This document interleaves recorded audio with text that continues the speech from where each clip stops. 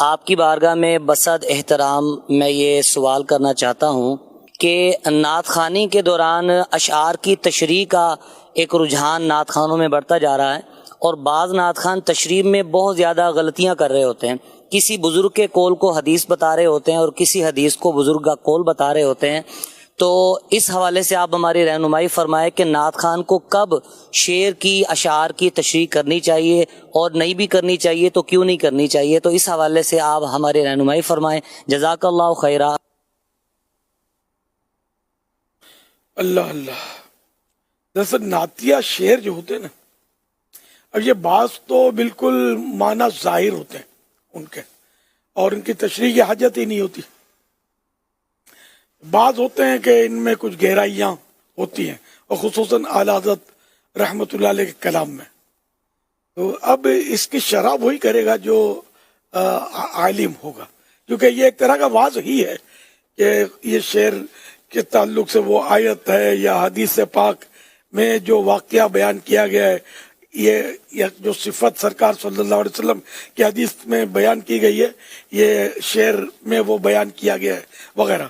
تو جو عالم ہوگا وہ اس کو بیان کرے گا، یا عالم کی لکھی ہوئی شرح من نوع بیان کر دے، جیسی عالم نے لکھی ویسی وہ بیان کر دے۔ تو ہدایت بخشش کی تو شروحات علماء نے لکھی ہیں، تو یہ اس کی روشنی میں ہی، یعنی اسی کو بیان کرے اپنی طرف سے، چونکہ چنانچہ کرنے میں اگر وہ عالم نہیں ہے تو وہ غلطیاں کرنے کا امکان ہے۔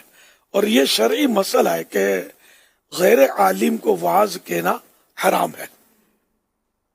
تو اعلیٰ حضرت کا فتویٰ ہے، جگہ جگہ اس طرح کا فتویٰ ہے اعلیٰ حضرت کا، تو اس لیے ہم اپنے مبلغین کو بھی تاکید کرتے ہیں کہ یہ بھی ظاہر ہے کہ علماء تو سب نہیں ہوتے، کہ جو بھی علماء نے لکھا ہے وہ اپنے بیان میں اسی کو پڑھ کے سنا کریں۔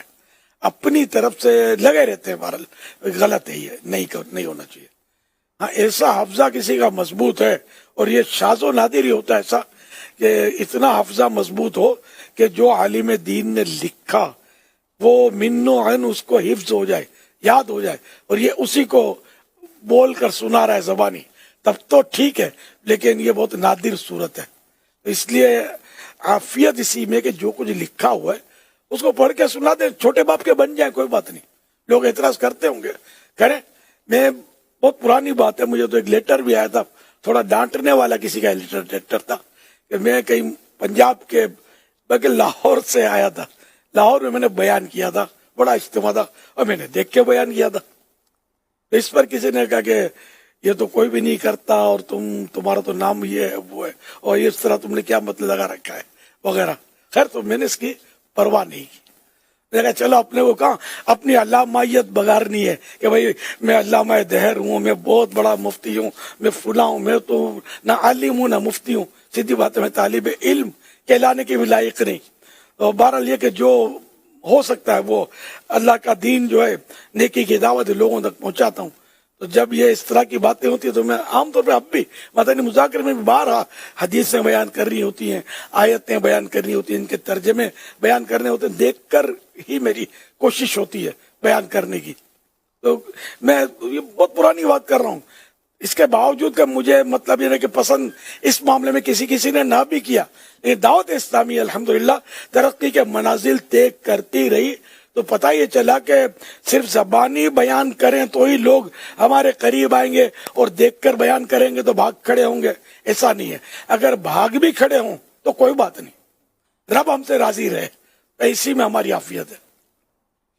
غیر عالم کو واعظ نہیں کرنا ہے، جو علماء نے فرمایا وہی یا تو دیکھ کر یا حفظ کر کے وہ بیان کر دے۔ یہ ایک مطلب شرعی ایک حکم ہے جو میں نے عرض کیا۔ صلو علی الحبیب صلی اللہ علی محمد